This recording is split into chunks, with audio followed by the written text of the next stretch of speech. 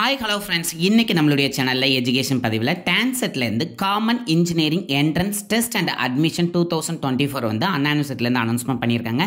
அதை பற்றி தான் கிளியராக பார்க்க போகிறோம். அதுக்கு முன்னாடி நம்மளுடைய சேனலை நீங்கள் இன்னும் சப்ஸ்கிரைப் பண்ணலாம், சீக்கிரம் சப்ஸ்கிரைப் பண்ணிக்கோங்க. வீடியோவை ஸ்கிப் பண்ணாமல் பாருங்கள்.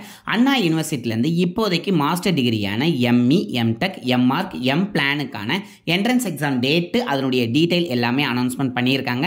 அதோட தமிழ்நாட்டில் இருக்கக்கூடிய எந்தெந்த காலேஜஸில் உள்ள சீட்லாம் இதில் இன்க்ளூட் ஆகுது அப்படிங்கிறத பார்த்துடலாம். சென்னையில் இருக்கக்கூடிய university department of Anna university include ஆயிரும்.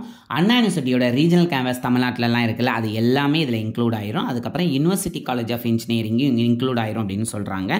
அது மட்டும் இல்லாமல் அண்ணாமலை யூனிவர்சிட்டி, அது போக government and government aided engineering colleges எல்லாமே இதில் இன்க்ளூட் ஆயிரும் அப்படின்னு சொல்கிறாங்க. அதுக்கப்புறம் இந்த என்ட்ரன்ஸ் எக்ஸாமினேஷனுக்கான டேட் என்ன அப்படிங்கிறத பார்த்துடலாம். கம்மிங் 10th January வந்து 10 AM அவங்களுடைய லிங்க் வந்து ஓப்பன் ஆகும். ஸோ அந்த லிங்க் ஓப்பன் ஆனவுடனே நம்மளுடைய டிஸ்கிரிப்ஷனில் நான் உங்களுக்கு இன்க்ளூட் பண்ணுறேன். அதுக்கப்புறம் இந்த அப்ளிகேஷன் வந்து க்ளோஸ் ஆகுத டேட் அப்படின்னு பார்த்தீங்கன்னா 7th February க்ளோஸ் ஆகும்னு சொல்கிறாங்க. எப்போவுமே கடைசி டேட் வர வெயிட் பண்ணாதீங்க, குயிக்காக போய் அப்ளை பண்ணுங்கள், இல்லைனா சர்வர் பிஸியாக இருக்கக்கூடிய நிறைய சான்சஸ் இருக்குது. அதுக்கப்புறம் இந்த என்ட்ரன்ஸ் எக்ஸாம் எப்போ இருக்கும் அப்படின்னு நீங்கள் பார்த்தீங்க அப்படின்னா 10th March கண்டிப்பாக இருக்கும் அப்படின்னு சொல்கிறாங்க. அன்றைக்கி வந்து சண்டேயும் கூட. ஸோ 10 AM to 12 AM உங்களுக்கு எக்ஸாம் இருக்கும் அப்படின்னு சொல்கிறாங்க. எந்த எக்ஸாமினேஷன் அப்படிங்கிறதையும் கிளியராக சொல்கிறேன். எம்இ, எம்டெக், எம்ஆர்க், எம்பிளானுக்கான CEETA எக்ஸாம் தான். அண்ட் நெக்ஸ்ட்டு வந்து இந்த எக்ஸாமுக்கான கவுன்சிலிங் என்ட்ரன்ஸ் ஃபீஸ் என்ன இருக்கும் அப்படிங்கிறதையும் பார்த்துடலாம். எம்இ, எம்டெக், எம்ஆர்க், எம்பிளானுக்கான SC, SCA, ST கோட்டாவில் நீங்கள் வாரீங்க அப்படின்னா உங்களுக்கு என்ட்ரன்ஸ் ஃபீஸ் வந்து 500 rupees-உம், அதே மாதிரி கவுன்சிலிங் ஃபீஸ் அப்படின்னு பார்த்தீங்கன்னா 400 rupees ப்ளஸ் 18% GST-யோட இன்க்ளூட் ஆகும் அப்படின்னு சொல்கிறாங்க. And next others SC, SCA, STயை தவிர்த்துட்டு மற்ற எல்லாத்துக்குமே என்ட்ரன்ஸ் ஃபீஸ் வந்து 1000 rupees-உம், கவுன்சிலிங் ஃபீஸ் வந்து 800 rupees ப்ளஸ் 18% GST அப்படின்னு சொல்லியிருக்காங்க. அதுக்கப்புறம் இந்த கவுன்சிலிங்கில் நீங்கள் செலக்ட் ஆகி காலேஜில் நீங்கள் சேரும்போது இந்த கோர்ஸோட ஸ்ட்ரக்சர் எப்படி இருக்கும் அப்படிங்கிறத பார்த்துடலாம். ஃபுல் டைமாக இருக்குது அப்படின்னா உங்களுக்கு வந்து 4 செமஸ்டர், அதாவது 2 years வரும் அப்படின்னு சொல்கிறாங்க. இன்கேஸ் நீங்கள் பார்ட் டைமில் போய் ஜாயின் பண்ணுறீங்க அப்படின்னா உங்களுக்கு 3 years 6 செமஸ்டர் வரும் அப்படிங்கிறதையும் அவங்க கிளியராக சொல்லிட்டாங்க. ஸோ இதை கொஞ்சம் நோட் பண்ணிக்கோங்க. அண்ட் இந்த கவுன்சிலிங்க்கு யார் யாரெல்லாம் எலிஜிபிலிட்டியாக வருவீங்க அப்படிங்கிறதையும் பார்த்துடலாம். நீங்கள் இப்போ எம்இ, எம்டெக், அதே மாதிரி எம்ஆர்க்கு, எம்பிளானில் நீங்கள் என்ன கோர்ஸில் உள்ள வாரீங்களோ அந்த ஸ்பெசிஃபிகேஷனில் எல்லா சப்ஜெக்ட்டுமே நீங்கள் பாஸ் ஆகிருந்தீங்க பேச்சுலர் டிகிரியில் அப்படின்னா நீங்கள் குவாலிஃபைடு பர்சன் அப்படிங்கிறதையும் சொல்கிறாங்க. அதுக்கப்புறம் இந்த கவுன்சிலிங்க்கு யாரெல்லாம் எலிஜிபிள் இல்லை அப்படிங்கிறதையும் பார்க்கணும்ல. நீங்கள் பிஇ, பிடெக்கில் டிஸ்டன்ஸ் அல்லது வீக்கெண்ட் மோடில் நீங்கள் வந்து முடிச்சிருக்கீங்க அப்படின்னா அவங்க கண்டிப்பாக எலிஜிபிள் இல்லை அப்படின்னு சொல்லிட்டாங்க.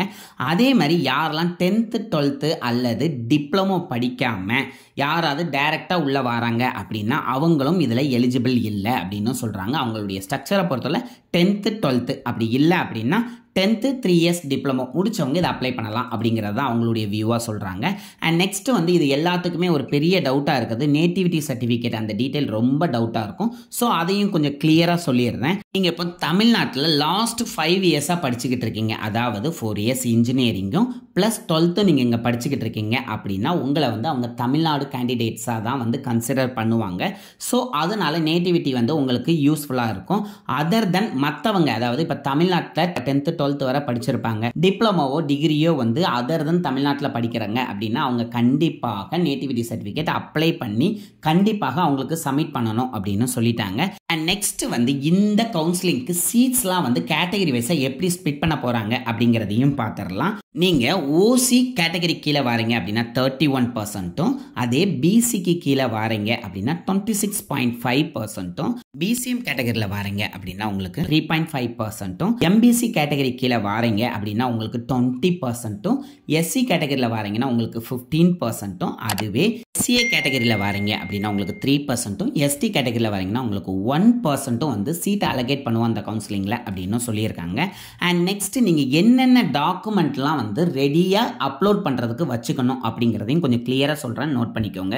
10th மார்க் ஷீட் கண்டிப்பாக வச்சுருக்கணும், 12th மார்க் ஷீட் கண்டிப்பாக இருக்கணும். இன்கேஸ் 12th படிக்காமல் டிப்ளமோ முடிச்சிருந்தாங்க அப்படின்னா டிப்ளமோ சர்டிஃபிகேட் கையில் வச்சுக்கோங்க. அதுக்கப்புறம் அதுக்கப்புறம் டிகிரி சர்டிஃபிகேட், ப்ரொஃபஷனல் சர்டிஃபிகேட் கண்டிப்பாக வச்சுருக்கணும். மார்க் ஸ்டேட்மெண்ட்டில் இப்போ எல்லா சர்டிஃபிகேட்டும் வச்சுருக்கீங்க அப்படின்னா அது ஓகே. அப்படி இல்லை உங்கள் கையில் கன்சாலிடேட்டட் சர்டிஃபிகேட் இருக்குது அப்படின்னாலும் அதுவே நீங்கள் அப்லோட் பண்ணாலும் போதும். அதுக்கப்புறம் டிசி சர்டிஃபிகேட் கண்டிப்பாக வேண்டும். அதுக்கப்புறம் கம்யூனிட்டி சர்டிஃபிகேட் கையில் இருக்கணும். நேட்டிவிட்டி சர்டிஃபிகேட் கண்டிப்பாக இருக்கணும். இப்போ டிசபிலிட்டி பர்சன் அப்ளை பண்ணுறாங்க அப்படின்னா அதுக்கான சர்டிஃபிகேட்டும் கையில் கண்டிப்பாக வச்சுக்கோங்க. அண்ட் நீங்கள் இப்போ வந்து ஸ்ரீலங்காலேருந்து இங்கே வந்த கேண்டிடேட்ஸாக இருப்பீங்கல்ல, அவங்களா இருந்தீங்க அப்படின்னா உங்களுக்கு ஐடென்டிஃபிகேஷனுக்கான சர்டிஃபிகேட் கண்டிப்பாக தாசில்தார்ட்ட வாங்கி கையில் வச்சுக்கோங்க அப்படின்னு சொல்கிறாங்க. அப்படி இல்லைன்னா பாஸ்போர்ட்டோ அப்படி இல்லை அப்படின்னா போலீஸ்லேருந்து லெட்டரோ வேணும் அப்படின்னு சொல்கிறாங்க. இப்போ நீங்கள் ஏதாவது எக்ஸ்பீரியன்ஸ் சர்டிஃபிகேட் வச்சுருக்கீங்க அப்படின்னா அதையும் வந்து நீங்கள் யூஸ் பண்ணிக்கலாம். அண்ட் இந்த வீடியோவில் ஃபுல் டீட்டெயில் கவர் பண்ணியிருக்கேன். உங்களுக்கு ஏதாவது டவுட் இருந்துச்சு அப்படின்னா எனக்கு கமெண்ட் பண்ணுங்கள், நான் உங்களுக்கு ரிப்ளை பண்ணுறேன். அண்ட் இதனுடைய நோட்டிஃபிகேஷனையும் நம்மளுடைய டிஸ்கிரிப்ஷனில் கொடுக்கேன். அதோட ஆன்லைன் ரெஜிஸ்ட்ரேஷன் லிங்க் வந்து 10th January வந்துடும் அப்படின்னு சொல்கிறாங்க. வந்த உடனே நம்மளுடைய டிஸ்கிரிப்ஷனில் அதை நான் இன்க்ளூட் பண்ணிடுறேன். நீங்கள் கண்டிப்பாக இந்த வீடியோவை நிறைய பேருக்கு ஷேர் பண்ணுங்கள். பிஜி டிகிரி கவுன்சிலிங் அட்டன் பண்ணணும்னு நினைக்கிறவங்களுக்கு இது ரொம்ப யூஸ்ஃபுல்லாக இருக்கும். அது மட்டும் இல்லாமல் பிஜி கவுன்சிலிங்கான எல்லா டீட்டெயிலும் இன்க்ளூட் என்னென்ன காலேஜ் பெஸ்ட் காலேஜ் அப்படிங்கிற டீட்டெயிலையும் நம்மளுடைய சேனலில் அடுத்தடுத்து நம்ம கண்டிப்பாக அப்லோட் பண்ணுவோம். ஸோ அதனால நீங்கள் கண்டிப்பாக நம்மளுடைய சேனலை சப்ஸ்கிரைப் பண்ணிக்கோங்க. உங்களுடைய ஃப்ரெண்ட்ஸுக்கும் ஷேர் பண்ணி அவங்களையும் சப்ஸ்கிரைப் பண்ண சொல்லுங்கள். Thank you friends.